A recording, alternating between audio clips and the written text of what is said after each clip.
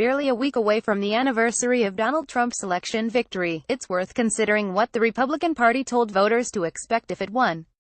The Republicans were going to repeal every last word, the commas and periods too, presumably, of the hated Affordable Care Act and replace it with something much better, much cheaper, and much simpler.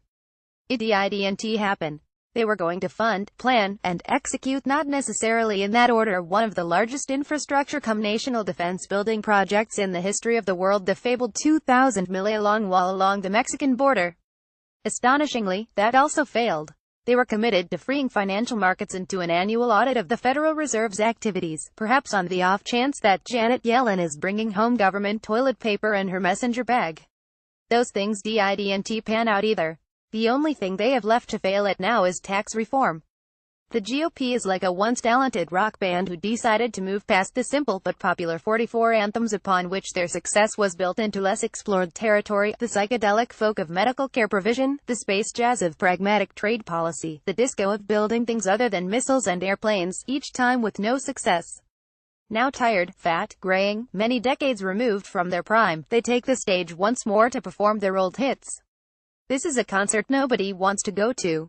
There is no significant constituency of Americans asking for their taxes to be cut, and certainly no sizable block of persons over the age of 50 who would agree to paying less in exchange for losing access to entitlement programs. Sure, there are any number of individual rich people who would very much like to pay less or nothing at all. There are any number of non-rich people who feel the same way. I am one of them. How much would I like the feds or the state government to take out of each of my paychecks? Nothing. In fact, if they have any extra change lying around, say 6 or 7 grand twice a month, that they would like to hand me, I would be glad to have it. Republicans will be the first to point out that this has nothing to do with greed. In fact, they insist that their motivation is the opposite. They aren't interested in cutting taxes because they want to help rich people buy more helicopters and tacky vacation homes, but because they want to help the working and middle classes. The best way of doing this, they say, is to give the money to rich people first and then let them hand it on to their social and economic inferiors. The wealthy are just the pizza delivery guy here. It's hard to say whether they are being cynical or not, but either way this is nonsense. The proposition that hacking away at tax rates will increase wages is an empirical one that can be tested. Indeed, it has been tested during the presidencies of Ronald Reagan and George W. Bush, and the results were negative.